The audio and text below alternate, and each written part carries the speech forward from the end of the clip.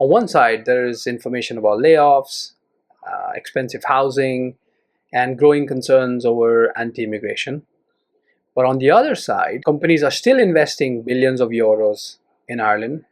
There are a lot of international students that are still coming in to Ireland, and companies are still hiring. So, what is actually happening? And more importantly, should you still come to Ireland in 2026? In this video, I want to answer this question using some of the facts and also my experience for about 12 years of being in Ireland. So why am I back?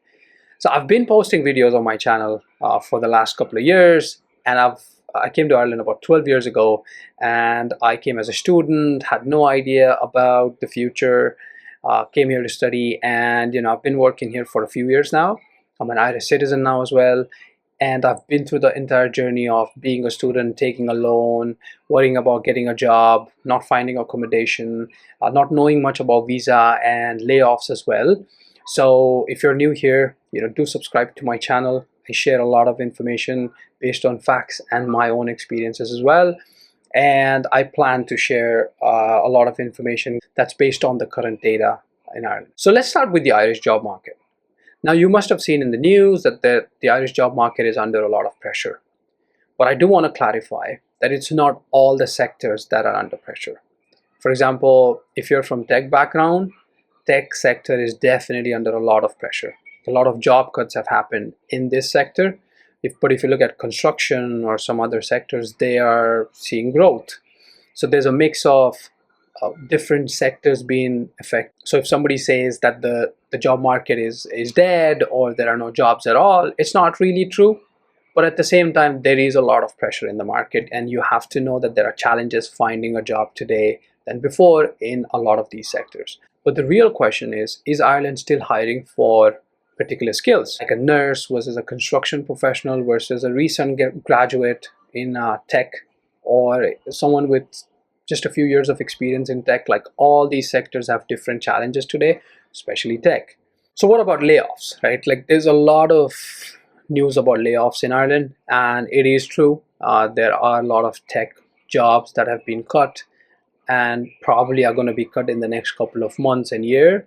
I do want to call out there's a small difference between when a company announces its intention to cut jobs versus when a company confirms it has cut jobs. So it's a law in Ireland where if you plan on doing mass layoffs, you need to notify the government about such an intention, and that gets announced. So you'd see a lot in the news that so-and-so company has announced that it is going to do job cuts. That announcement is when the company has notified the government, but doesn't mean that they would actually complete all those job cuts. There's a good chance they would, but there are also chances where they don't kind of follow through with all the job cuts that they initially planned. Sometimes that changes. When you see such announcements, make sure you check and identify if those jobs have really been cut or it's just a consultation process. Just to add a bit of positive light, there are jobs that are being announced. For example, Intel has announced recently that it would be investing, and that investment would bring jobs. What kind of jobs, how many opportunities, like, these things are unknown, but the market is not just going negative, but it's also seeing some positive investments and signs. And Intel's a very interesting one because it had announced a lot of job cuts. And this is common. This can happen where a company announces job cuts at the same time they're hiring. The real message that I'm trying to share here is that the Irish economy is changing, in my opinion. Some older roles are under pressure and some new ones are coming up, especially with AI into picture. Investments are moving towards advanced manufacturing or better infrastructure. So these things are happening, but there are some jobs and roles and positions that are under a lot of pressure.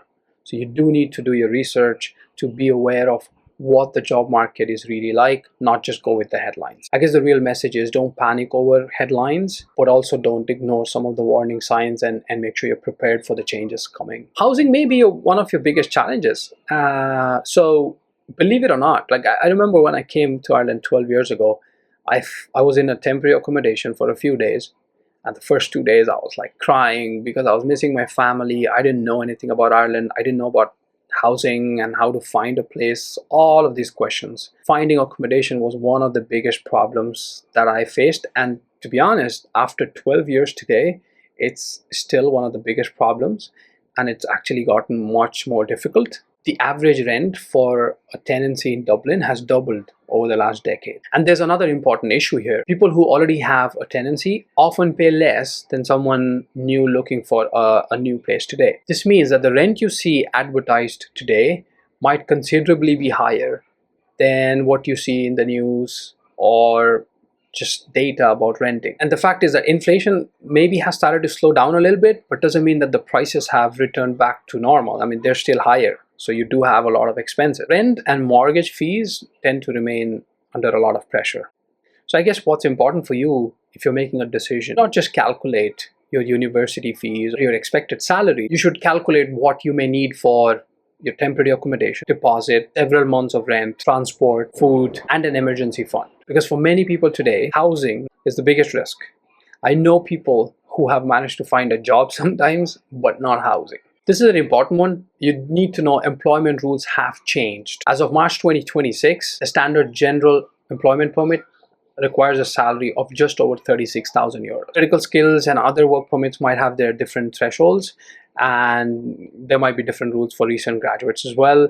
But do not rely on information from videos that are older, like 2023 or 2024. Before accepting an offer or making relocation plans, please check whether the salary meets the latest threshold or not, and whether the employer is willing to support you with your application. And I will be making a separate video explaining some of these rules. Is Ireland becoming less welcoming? I have to admit that Ireland has experienced a lot of serious incidents in the last couple of years and has had an increase in anti-immigration sentiment. I do want to say that these incidents don't represent every single Irish person.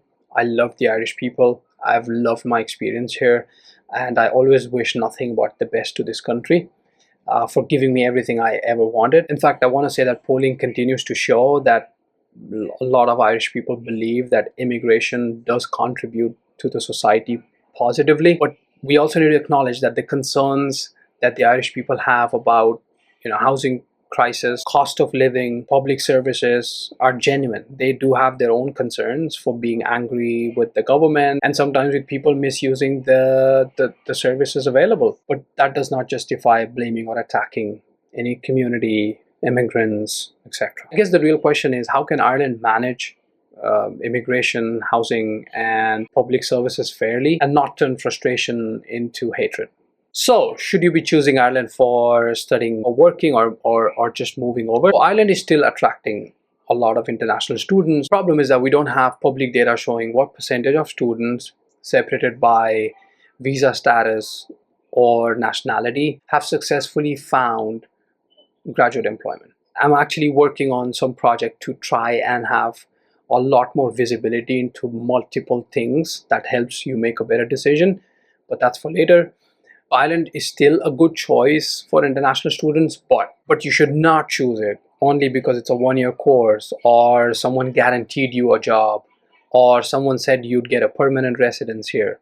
Do not do that. Apart from all the other reasons that you might have already thought about, there are a few things you should consider. The course that you're selecting has a genuine career value. You understand the total costs, you have researched your target jobs, and you can manage financially even when things are taking more time than you expected. For someone who's an early career professional, be cautious. Check how many relevant jobs are available, how many employers sponsor permits and visas, especially for your relevant experience. And for experienced professionals, it could still be a good market if you have the right skill set. But just make sure you research about the company and if there are any recent announcements around layoffs, potential layoffs, and what sector you are in, and maybe think twice before you consider a move or a change, because the situation in the market is where people who have a job are trying to hold on to that job, and others are being laid off and they're looking for new opportunities. So just the market is going through a change, so you may want to be a little cautious as well. For families, I would say plan very carefully. Housing, childcare, and family reunification change can significantly change the cost of considering a move. And if you don't have much savings or a clear employment path, I would really be cautious and consider twice before I make a move. So I just want to say that 12 years ago I moved to Ireland and things have changed a lot.